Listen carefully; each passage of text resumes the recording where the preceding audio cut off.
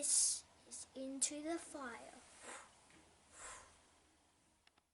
I'd like to welcome to Into the Fire the 300 gamer, AFL legend, Crow superstar, one of the true great blokes, Tyson Edwards. Nice to meet you, Tyson. Nice to meet you too. Thanks for having me. It's feel a bit honoured, to be honest, to be asked to do this. So looking forward to it, mate. It's a pleasure to have you. Thank you, mate. You were born in a place called Wanakwa. Its population is so small. I heard it halved when you left. You're spot on, to be honest. It's probably about 15 people actually in the town. So no, not a very big place in the country. Loved my time there though. It was nice growing up in the country, nice and relaxed. So, but you're right. There's not many people there. Yeah, not many. It still has a payphone. Dad tried to explain what they were. Seriously though, you had played footy there. Did everyone in the town play?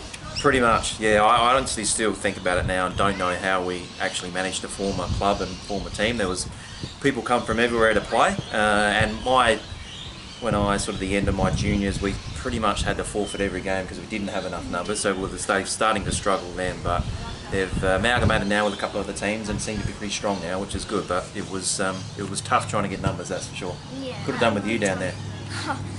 I would have loved to, except the drive might. Yeah, fair drive from here. Yeah. Between the ages of 11 and 15, your mum would travel with you 250-kilometre round trip just to train twice a week with the Westies. Wow, now that's a commitment. Yeah, mum and dad both actually, and I was the youngest of three sons, and mum and dad did it with all of them, both of them as well. So I was sort of third in line, and it was never an issue for them. They were all really happy to do it, but yeah, it was a bit of a grind for them, I would imagine, just coming down just to train a couple of nights a week. But luckily they did. Very fortunate that they took the time out to do that, and I was lucky to have a good career, I guess, because of that. Yeah, it only takes me 5 minutes to get to my club, so yeah. I don't know how I could be you. Yeah. Oh, you get used to it. I must admit, growing in the country, there is a lot of travel, so you honestly do just get used to it. So, but that's just how it was. Yeah, it's a big commitment, though. You were recruited from West in the pre-season draft at 21. You played 321 games of AFL football. You're an absolute steal. Do you sit back now and think, wow, I played a lot of games? I do. Now that I've finished, you do sort of think about that a little bit more and how long, 16 years, and it's a long time and a lot of games, and it does go quite quickly. I remember when I first started, Tony McGuinness and Chris McDermott and these sort of guys were the elder players in the team, and they said that it'll go really quick, and yeah, sure it will. We've got a long time yet, but it does. It really goes really quickly, and you go through different stages in your career, and yeah, it flew by. Very lucky. Played at one club, obviously, and had some success as well. So I was very fortunate. Yeah, well, you're a great player.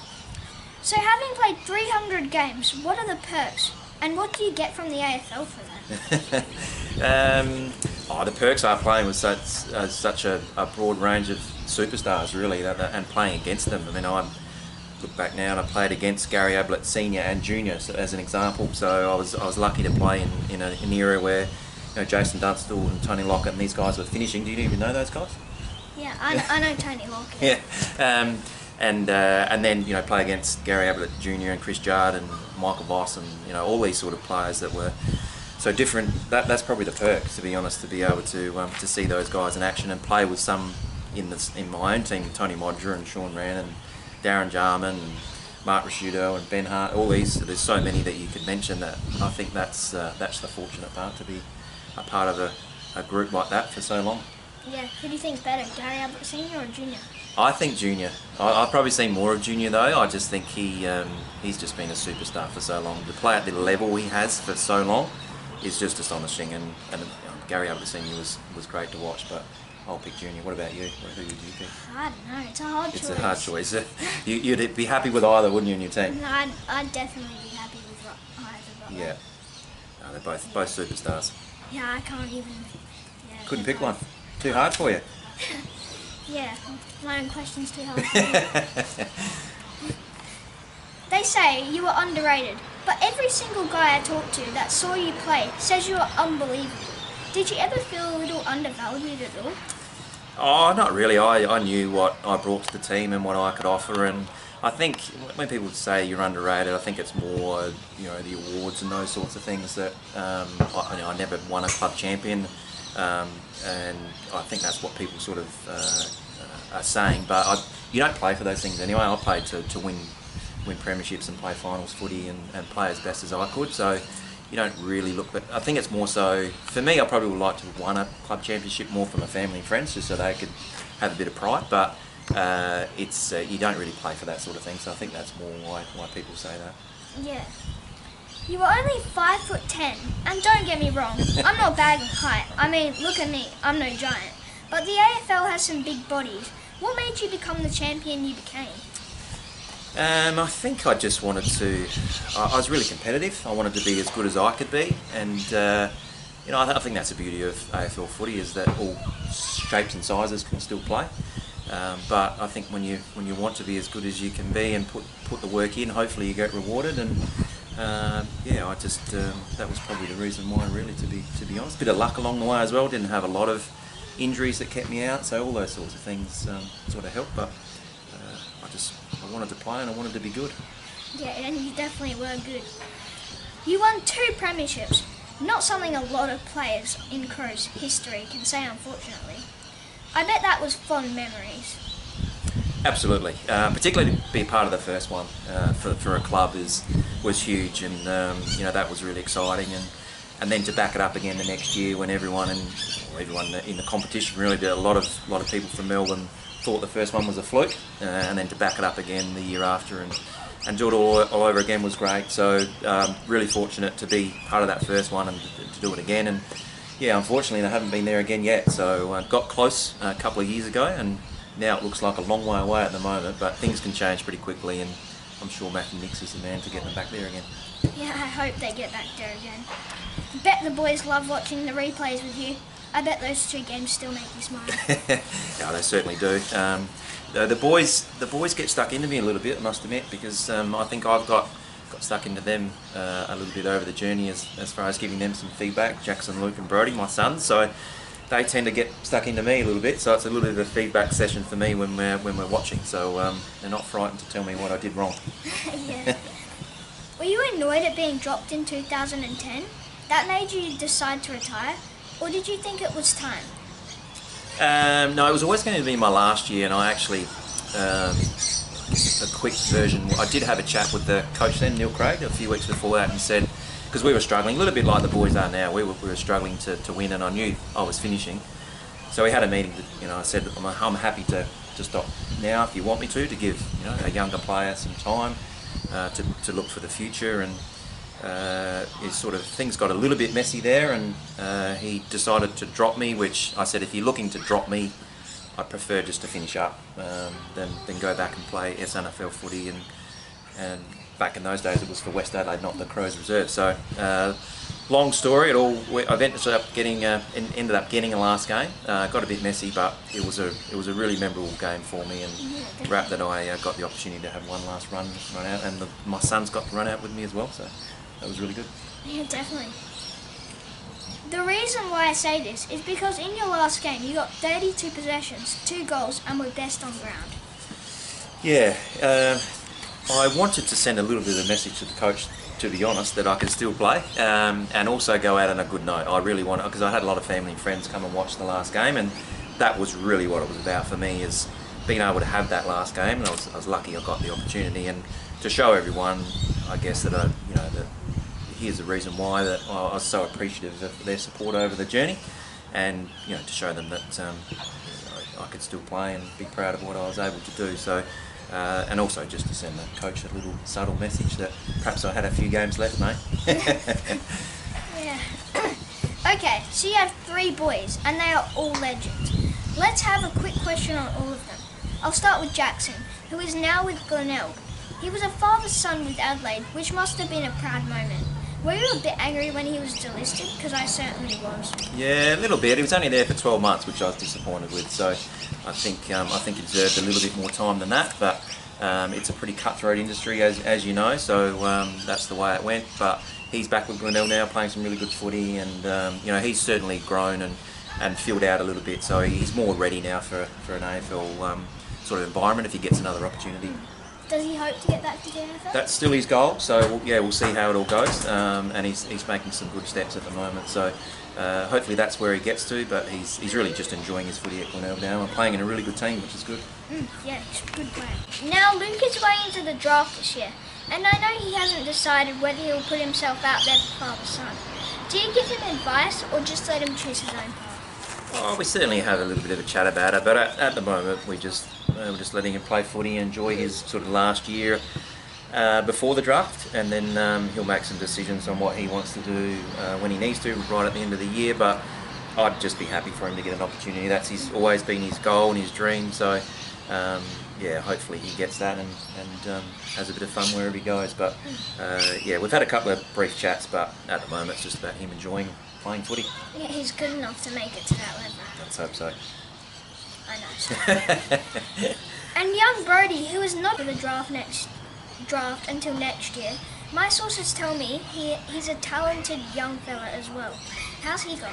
He's good, yeah. He's got a couple of years before his sort of draft year. He played with Luke on the weekend actually in the 18s at Glenelg and did pretty well. So he's got a bit of a dream as well to hopefully find an AFL footy club one day. So he's really improving each year, and he's got really serious about his footy in the last sort of 12-18 months. So hopefully he keeps improving and gets an opportunity at some stage. Sure he will. You're like a family factory of footballers. Okay, so you're good friends with Lleyton Hewitt. That's pretty exciting. When he does something wrong, do you yell out, "Oh, come on"? Yeah, we do. He's a very competitive man. He's competitive at everything. So we've had some family holidays with them and with the family, and we sometimes play some cards. And I can tell you, he's as competitive at cards as he was on the tennis court. So he hates to lose. He's the most competitive person I've ever met. But no, he's a really good guy. He's been really good for the boys actually. He's helped them a little bit and been a bit of a mentor to them as well, and helped them along their journey so far. So and Jackson actually lived with him for a little while in Melbourne last year. So he's been pretty helpful for us. Yeah, I saw him in Melbourne once and got him to do the Into the Fire. He was a cool guy. Yeah, he's a good guy. He's one of the good guys. Yeah, he definitely. Here's a challenge. Tell me one good Lleyton Hewitt and Tyson Edwards story. One good Lleyton Hewitt and Tyson Edwards story. That's a toughie. I'm just trying to think what I'm better at him than. And he's got me at golf, he's got me at tennis. I'm better than him at footy. I've got him at basketball. I think I'm a better basketballer than him. I think I'm a better card player than him, to be honest.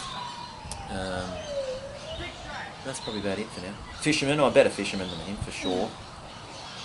Probably a better guy too, to be honest. Yeah. The Adelaide Crows are, let's just say, struggling a little bit at the moment and need a positive push in the right direction. What advice would you give your old club? I just think be patient. They've had a lot of change over the last sort of 12 months. There's probably more to come at the end of this year, and I'm sure they're doing some really good things behind the scenes at the moment. I think Matthew Nix is the perfect coach for them. I think he probably needs a little bit more help as well. I'm sure they'll sort that out, but I think probably more so than anything, everyone else just needs to be a bit patient for a while, because it's the first time I've seen the Crows probably finish it right down the bottom, which we've never done before. So, but with that comes some positive. You get some good draft picks and get some good talent in. So number one maybe. We'll see what happens. So it's a funny year. So if you're going to have an average year, it's probably a good year to have one. Yeah, probably. You are now into real estate, and I've done my research. You're amazing at it. You and your wife do an incredible job. What got you into it? We've always been interested in it, actually, Mandy and I. Mandy sort of introduced me into it when we first met and started dating and those sorts of things, and we just always had an interest, and it was something we thought we'd probably get into eventually. And my last couple of years of coaching at Port, we started looking into it a little bit more closely, and then made the decision once I finished coaching that that's where we wanted to go. So it's good fun. At Harris Real Estate we work for, a really good company, and we're really enjoying it. Yeah, sounds nice. By the way, Tyson, if I can earn a couple of million soon, I like that house at West Lakes. That's a nice one, isn't it? Yeah. That is a beautiful house. So no, we'll certainly sell you that one, mate, if you win the lottery or something soon. Hopefully. If you keep up these interviews, who knows, one day you could be earning lots of dollars. Hopefully I do. Then I can buy that house. Yeah. Okay, so here are some quick fire questions. What's the best ever Crows player? Oh, start with a tough one. My answer to that is Darren Jarman. I think as far as winning games off his own boot and changing games, I think he had the most impact on the 2 premierships we won, and I just enjoyed watching him play. He was so skillful. So, I mean, it's a hard question to answer because I've played with so many great players, as I mentioned before, but he's the one. Yeah, it hurts to say me, but I'm going to have to say Patrick Dangerfield. He's a pretty good player as well. Yeah. I'm a massive fan of Rory Sloane, though. He's one of the best guys you'll ever meet. Yeah. I've wanted to get an interview with him since, I think, day one. Have you? Yeah. We'll see what I can do for you. Okay. We'll sort something out. He's a good guy. Yeah. Best player you ever played against? Oh, once again, another real tough one. But my answer to that one is Michael Voss. He was the full package for me. He was a really good leader. He was aggressive. He was intimidating, and he was obviously a fantastic player. So I thought he had the full package, and tended to always play well against us as well. Yeah, he's a great player. Who's the player in the AFL who reminds you most of yourself? Yeah, I'm not really sure about that one. I've never really thought who that might be. I still like to think a little bit that Rory and I play, Rory Sloane plays sort of a similar style. I think he's a fair bit better than me, but I like the way he goes about it. But I must admit, I've never really thought about it. Who would you compare me to? You got anyone in mind? I don't know. Rory Sloane is actually... You happy with that? I'm happy with that. Okay. Do you like watching the AFL? I do, yeah, I do. I think it's still a really good game to watch. I know there's a bit of negativity about it from time to time, but because we get to see every game now as well, when I was first started watching AFL, there was only one game you could watch, and that was normally the best game for the weekend. So we get to see all the good and the bad now, and I really respect the players and their skills to be able to, with all the defensive pressure they've got on them now, to be able to find ways through that with either kicking or handballing and running through it. So no, I do. I still really enjoy watching it, and I think they're super athletes. Yeah, they definitely are. Who'll go number 1 in the draft this year, you reckon? I have no idea. I honestly don't know enough about all the kids, to be honest. I know some of the SA ones. I know Riley, Phil Thorpe. Have you interviewed him yet? Not yet, No. but I've got in contact with him. He's a good guy. Yeah, I think he's a big chance. He's obviously really tall ruckman or a tall forward type, and really agile as well. So he sort of reminds me of a Dean Cox type player when I was playing. So I think he probably would be a big chance, but yeah, who knows? Yeah, well, could be anyone right now. Hopefully an SA player. Well, hopefully. True or false? Aaron Keating in the 1997 Grand Final won more AFL Grand Final medals than he had disposals. I think you're spot on. I think he actually won 2 premierships in a week. He played for Norwood the week after, I think, and played in that as well and won. So no, I think you're spot on. I don't think he touched the ball a lot. No, I don't think he got one disposal. That's true. He didn't get a disposal. I thought he was injured in the first minute or something. No, I don't think he was. I think he was alright. I know we lost Rod Jamison early and one or two others, but just I think he started on the bench and didn't get a lot of game time. Yeah, probably not. Do you guys ring Jamie Shanahan every now and then to see if he's okay? And has Darren Jarman said sorry for ending the poor guy's career? I actually think if one day you interview Darren, I think he'd probably tell you that he might have actually said to Jamie on the day that, I don't know why you're standing here, mate, I'm going to have a field day or something along those lines, and he certainly did. So it wasn't a great match up for him. If you look back at it now, they don't really match that well, do they? And it certainly didn't work out well for him, but I'm glad they did. It worked out well for us. Yeah, it definitely did. Tyson, you're one of the greatest Adelaide Crows players of all time, and playing 300 games with the AFL is what every young boy dreams of. You won 2 flags, a showdown medal, coached at the top level, and now are successful in business. Have a lovely wife and a lovely family. You are the true success story. But there is one thing you've never done, so I'll give you the chance now. It's Into the Fire. Is that right? Yeah, that's alright. Happy with that? And remind your son to do it when he gets into the NFL. I will. I'll tell him after he kicks his first goal. That'll be for you. Yeah. I'll point to one of the screens. Yeah. Well, Tyson, I can't thank you enough for spending some time with me. I loved every minute of it, and I can't wait for Luke to be running around next year. You're a fantastic guy with a fantastic family, and I've really enjoyed our chat. No worries, mate. Thanks for having me. Thanks.